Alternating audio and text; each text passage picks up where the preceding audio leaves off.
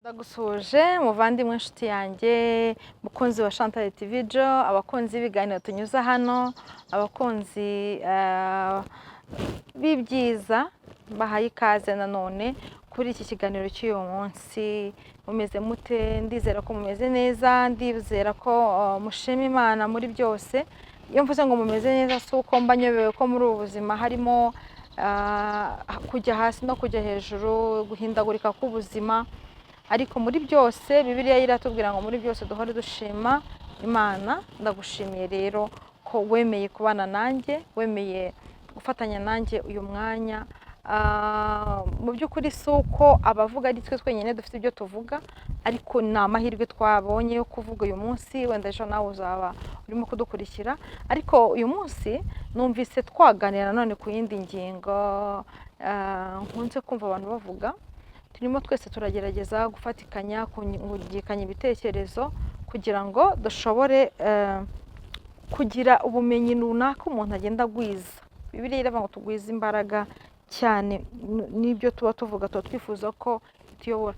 Muri iyi si hashize imyaka myinshi igitabo cya Bibiliya aricyo gitabo ngo gisomwa cyane n'abantu benshi, nubwo ari nacyo gitabo kigoye kugisobanukirwa.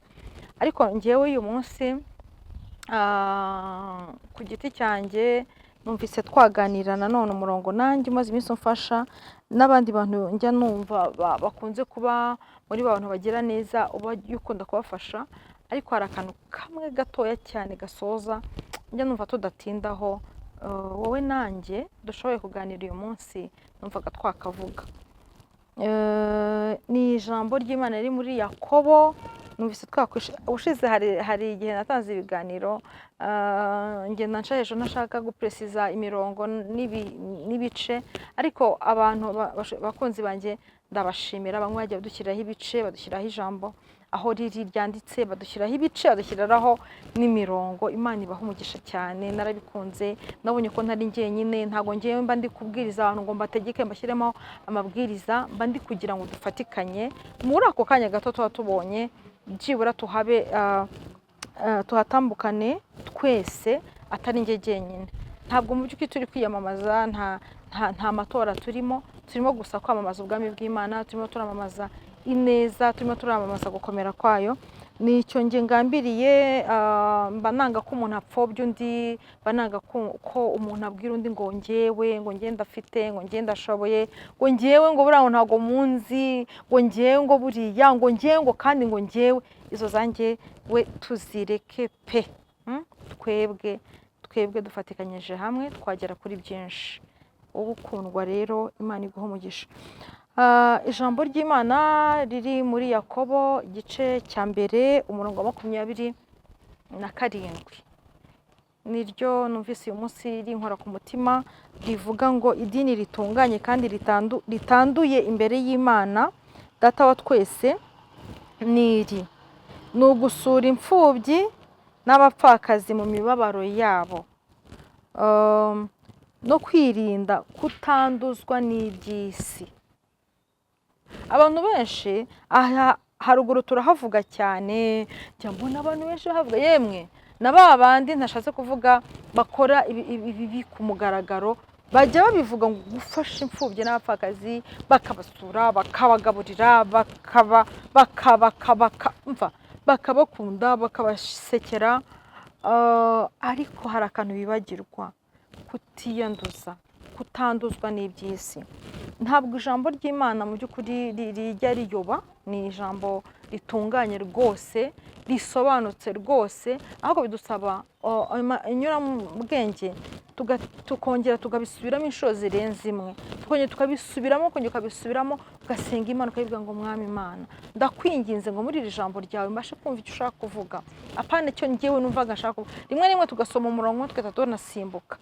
Hanyuma reka nongere nsubiremo iri jambo wumve ngo idini ritunganye kandi ritanduye imbere y'Imana Data. Tugeze ngo idini ritunganye kandi ritanduye imbere y'Imana Data wa twese niri. Wahita uvuga ngo ni irihe? Wenda watekereza idini ry'iwanyu cyangwa se nkatekereza iry'iwanjye, ariko idini ritunganye imbere y'Imana ritananduye ngo ni irihe rero? Ni ugusura imfubyi imfubyi ni izihe? Ni ba bantu bose hari imfubyi mu by'ukuri hanze aha tubona badafite epfo na ruguru, badafite umuntu n'umwe ubakurikirana, badafite umuntu n'umwe ubitayeho, indushyi n'abihebye.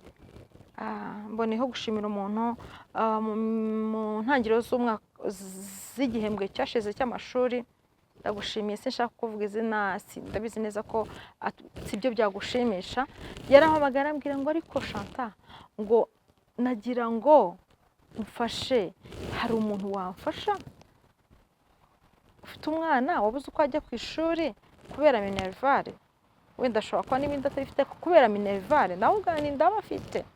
Ahita amuhuza nawe, tumwishyurira amafaranga, amwishyurira nako njyewe ubwo nari umuhuza, amwishyura amafaranga y'ishuri. Ntabwo impamvu mvuze aka kantu ni uko wenda wowe ushobora kuba ahantu uba utanazi aho abakene baba, imfubyi zidagira epfo na ruguru ukaba utahazi, ariko se wabuze n'uwubaza, wabuze n'umuntu ubaza ngo njyewe mfite amafaranga ariko nabuze abantu bababaye. Hari igihe waba ufite ayo mahirwe yo kuba hari icyo wabonye mu buzima, ukaba ushaka abantu ufasha, ariko ukabona mu bantu muturanye ntabwo uri kubabona. Twe turabazi, twe twarababonye, twe turaturanye, twe tubanyuraho kenshi. Uramutse wumva ufite uwo mutima uguhamagarira kugira neza, kumenya abo bantu, uyu munsi Imana ikakubwira ngo n'uyu munsi nari ntegereje kukuganiriza, wabikora, wababona, wabinyuza hirya no hino, wakwifashisha inshuti zawe, wakwifashisha abantu muziranye, wakwifashisha natwe twese dufite abantu benshi badafite epfo na ruguru, b'imfubyi, b'abapfakazi, bambaye ubusa, batarya, b'ibibazo byinshi ntashobora kurondora none aha ngaha. Gusa ndimo nivugira kuri ino dini ritunganye, ritanduye. Abantu turanduzwa n'ibintu bitandukanye imbere y'Imana, ariko ngo nirifasha, nirisura imfubyi, rigasura abapfakazi, rikabitaho mu magorwa yabo ya buri munsi, ndetse kandi ugasanga mu mibabaro ya buri munsi wowe urahari. Abantu bajya kwibuka bati ko si ubu noneho Mana ko nta bugari dufite turi buryo uyu munsi, ariko disi Imana ishimwe. Claudina ubushize yari yanzaniye ikiro cy'ubugari, Imana ikakwibuka no kwirinda kutanduzwa. Reka rero nkubwire kwirinda kutanduzwa, kuko ni nacyo nagambiriye uyu munsi. Nari mvuze gufasha abantu benshi, barafasha abantu benshi. Hari n'igihe usanga umuntu afite icyo ashaka gufasha umuntu akakimujugunyira. Ubugize neza ariko ukiyanduza, nshuti yanjye, Imana ijyanira, hari na condition. Tanga, wirinde kwiyanduza.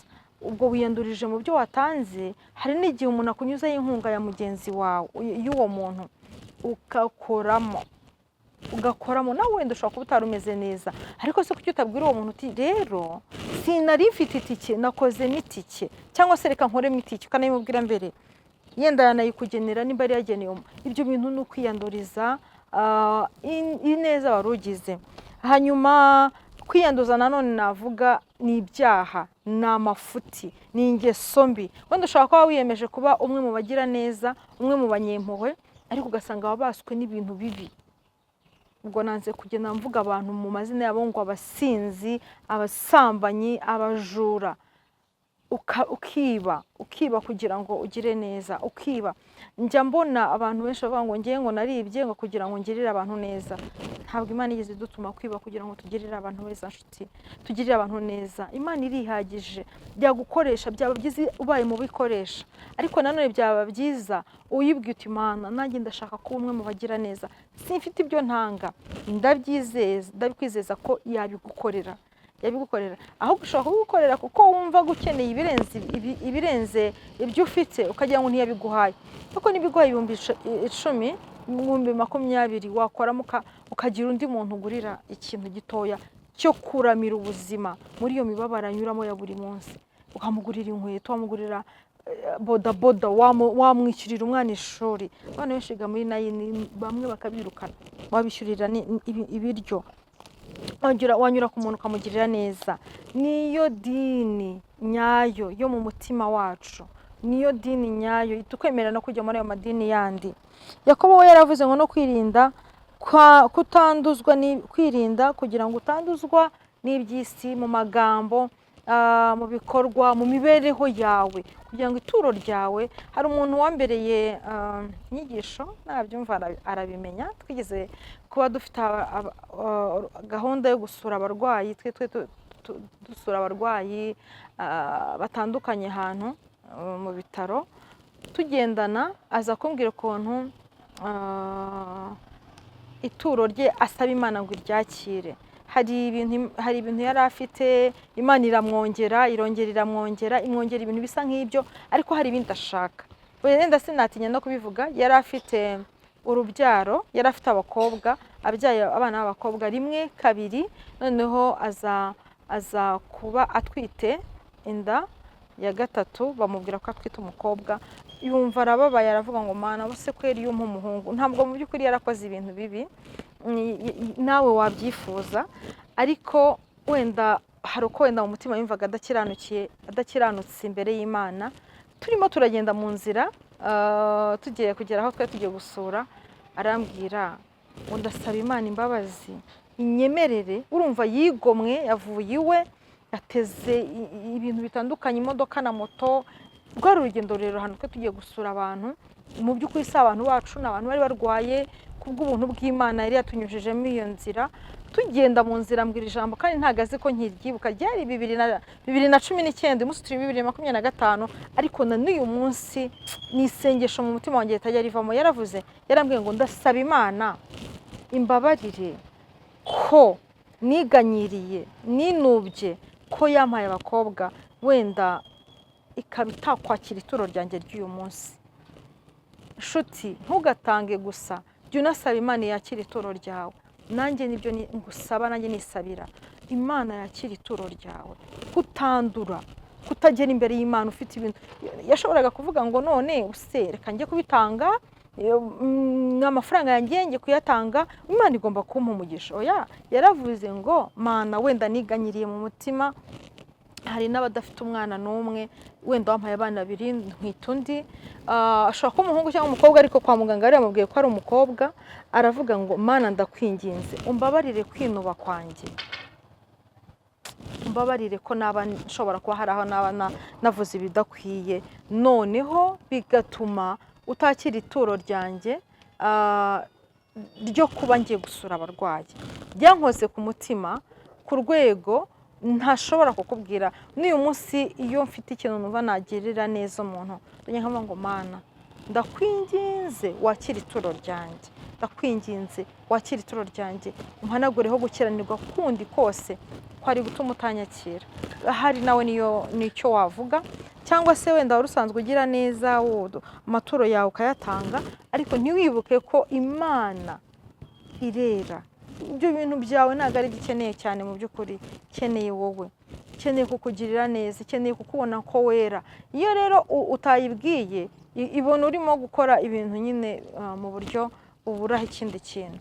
Kora neza, sura abantu, bagirire neza, bakunde, bafashe, bahe ibyiringiro, ariko wibuke neza ko ugomba kubikora wera, utunganye, kugira ngo Imana ishobore kwakira amaturo yawe. Nari nishimiye kugana nawe, ngewe nubwo buryo numva uyu munsi naganirijwe. Gerageza ganira n'abantu, ubaganirize uvuga ngo mu ntego nganiriza aba bantu. Ntabwo nshaka kugaragara, sinshaka kugira ikindi ngaragaza, sindi kugaragaza ubwenge bwanjye, kuko ubwenge bwawe ushobora kubyuka igitondo kimwe ugasanga no gukibuka n'amazina yawe, birashoboka cyane. Dufite ingero nyinshi. Ushobora kubyuka mu gitondo ugasanga ntukibuka n'ikintu na kimwe. Hari abantu benshi bakoze impanuka, ugasanga umuntu yakoze impanuka yabanje umutwe hasi, akabyuka atakibuka ibintu na bimwe. Hari abantu benshi nzi babyutse mu gitondo asanga amaguru ntakishobora gutambuka. Hari abantu benshi nawe uzi byabaye gutyo, amaboko ntagikora. Mu gitondo kimwe ugasanga ibintu byose byisibye, igitondo kimwe ugasanga umutwe wabyimbye, ntuzi n'ibyawubyimbije. Dufite ibihamya bivuga ko Imana ari itanga ubuzima. Dufite ibihamya bitwemeza neza ko ari yituma tubaho. Tugire neza bigishoboka, gira neza bigishoboka ko ugira neza, ifuze kugira neza birenze ibyo ukora. Uyu munsi niba wakoragaho rimwe, ejo ushireho kabiri, ejo ushireho gatatu, ejo utekereza umuvandimwe wawe ko nawe hari icyo yakora. Bizatuma Imana ikurinda ibyago, bizatuma Imana ikubona ikweza kurushaho. Imana itugirire neza. Ndagushimiye rero uyu munsi ko wafashe aka kanya kankurikirana. Nimba bigufashije wabiganiza bagenzi bawe, nimba ufashijwe n'iri jambo waribwira abandi, nimba ufashijwe n'iki kiganiro wagisharinga, kandi niba uri na mushyashya nawe ntugende udakanze subscribe. Dukeneye kwaguka, dukeneye kugumana nawe. Imana iguha umugisha. Ciao ciao, shalom.